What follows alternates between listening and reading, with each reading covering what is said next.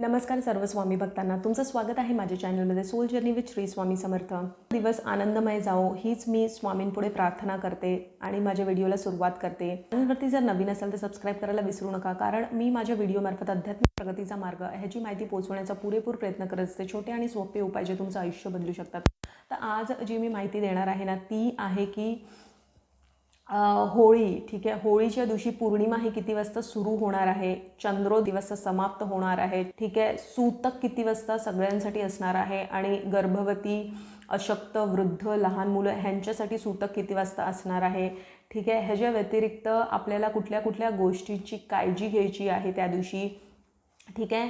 बघा, पौर्णिमा, अमावस्या किंवा जेही सणवार येतात त्यामध्ये 4 गोष्टी ह्या खूप महत्त्वाच्या असतात: स्नान, दान, उपवास आणि सेवा, ठीक आहे।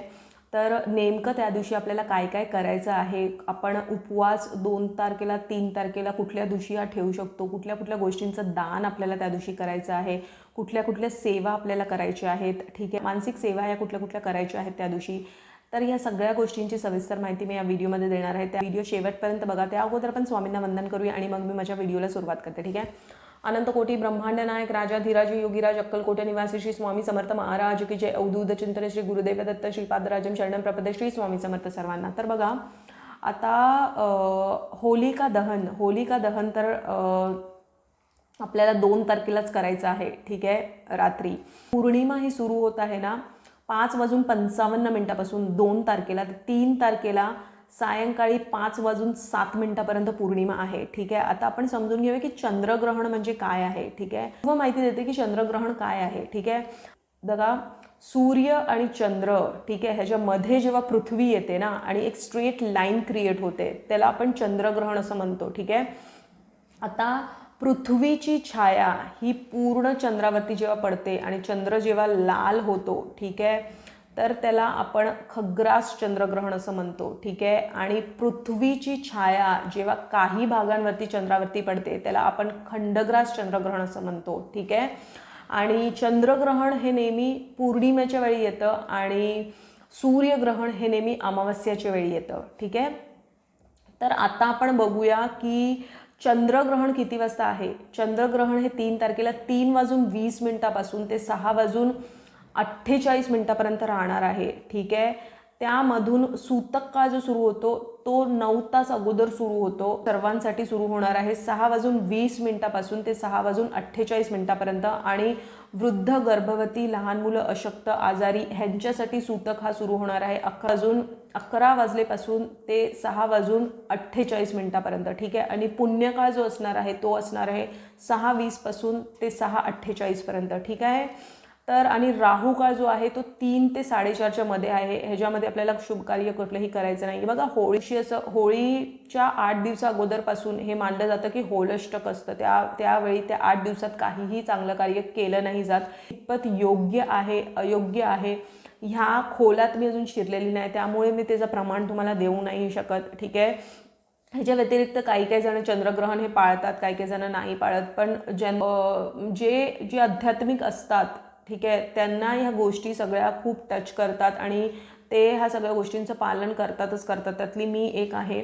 तर चंद्रग्रहणाच्या वेळी आपल्याला देवाऱ्याला देव झाकून ठेवायचे आहेत, मानसिक पूजा ही करायची आहे, ठीक आहे। मनातल्या मनात जितक्या सेवा होऊ शकतील तितक्या करायच्या आहे। बघा, चंद्रग्रहणाच्या वेळी ना राहू केतूचा पण खूप प्रभाव असतो, त्यामुळे ना त्या दिवशी बघा, अमावस्या असू दे, पौर्णिमा असू दे, चंद्रग्रहण, सूर्यग्रहण, त्या दिवशी ना नेहमी आहे ना मिठाच्या पाण्याने आंघोळ केली पाहिजे, ठीक आहे। का? कारण आपली सगळी नेगेटिव्हिटी, मीठ हे शोषतं, त्यामुळे आपली सगळी नेगेटिव्हिटी ही निघते, ठीक आहे, आंघोळ करताना पण। आणि मुख्य म्हणजे त्या दिवशी राहू केतूचा हा प्रभावशाली उपाय आहे। आपल्याला फरशी, लादी ही मिठाच्या पाण्याने पुसायची आहे, ठीक आहे। अमावस्या पौर्णिमेच्या वेळी नाही, इतर वेळीही आपल्याला हफ्त्यातून एकदा तरी आपली लादी जी आपण पुसतो ती मिठाच्या पाण्याने पुसायची आहे आपल्याला, ठीक आहे। तुम्हाला आता उपवास जर तुम्हाला जमला तर उत्तम आहे, तुम्ही ठेवू शकता, 2 तारखेला सुद्धा ठेवू शकता, 3 तारखेला सुद्धा ठेवू शकता, ठीक आहे। आता सेवा आपण बघूया।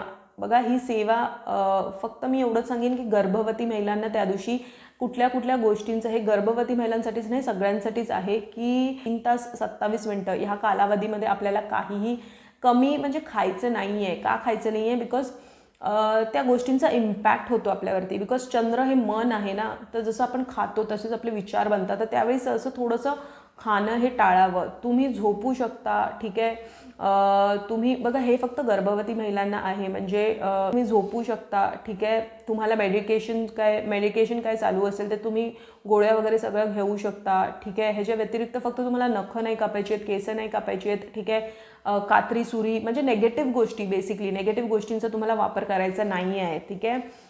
वृद्ध आणि छोटी मुलांनाही काय मेडिकेशन चालू असेल तर ते सगळं घेऊ शकतं, त्यामध्ये काहीही बंधन नाही आहे, ठीक आहे. ह्याच्या व्यतिरिक्त आता आपण बघूया सेवा ही तुम्हाला त्या दिवशी काय काय करायची आहे, ठीक आहे.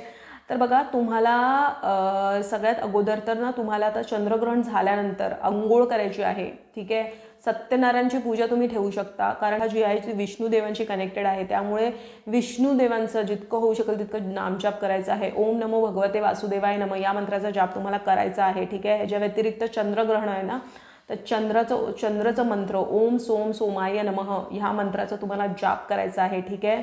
ह्याच्या व्यतिरिक्त तुम्हाला अथर्व शीर्षक हे म्हणायचं आहे, राम रक्षक हे म्हणायचं आहे, मारुती स्तोत्र हे म्हणायचं आहे, ठीक आहे. ह्याच्या व्यतिरिक्त तुम्हाला इष्टदेव, आता जर तुम्ही स्वामी सेवेकरी असाल तर तुम्ही श्री स्वामी समर्थ ह्या मंत्राचं तुम्ही जाप करू शकता. हे सगळ्यांसाठीच आहे, फक्त ती महिलांसाठी नाही आहे, सगळ्यांनीच आपण करायचं आहे, ठीक आहे. बिकॉज अमावस्या पौर्णिमेचा इम्पॅक्ट फक्त त्यांच्यावरतीच नाही, सगळ्यांवरती होतो, ठीक आहे. तर ह्या गोष्टींची ह्या सगळ्या सेवा आपल्याला त्या दिवशी करायच्या आहेत. ह्याच्या व्यतिरिक्त तुम्हाला बघा, शिवलिंगची पण तुम्ही पूजा करू शकता त्या दिवशी. शिवलिंगवरती पण आपण चंद्राचा उपाय काय आहे, तर चंद्राचा उपाय आपण शिवलिंगावरती दूध अर्पण करतो. तर तुम्हाला संध्याकाळी चंद्रग्रहण संपल्यानंतर तुम्ही शिवलिंगवरती दूध हे अर्पण करू शकता, ठीक आहे. ह्याच्या व्यतिरिक्त तुम्हाला आता दान जे करायचं आहे ते साखर, तांदूळ, ठीक आहे, दूध, दही, सफेद कपडे, ठीक आहे. लक्ष्मी मातेला खीर ही अतिशय प्रिय होती, तो घोर गरिबांना, गरजूंना तुम्ही खीर, सफेद तांदळाची खीर ही देऊ शकता, ठीक आहे. तर बिकॉज प्रत्येक सणाला ना बघा, दान धर्म केल्याने ना तुमची कर्म ही कापली जातात. हे लक्षात घ्या की कर्म ही तुमचीच. जर तुम्हाला आठवण नसेल येत किंवा करायचं म्हणजे आठवतच नसेल तर एक लक्षात ठेवा ना, तुमची कर्म स्वार्थी होऊन जा की मला माझी कर्म जी चुकीची कुठे केलेली आहे त्यामुळे आज जी माझी स्थिती आहे, तर त्यातून जर तुम्हाला बाहेर पडायचं आहे ना, तर तुम्हाला दान करणं हे खूप महत्त्वाचं.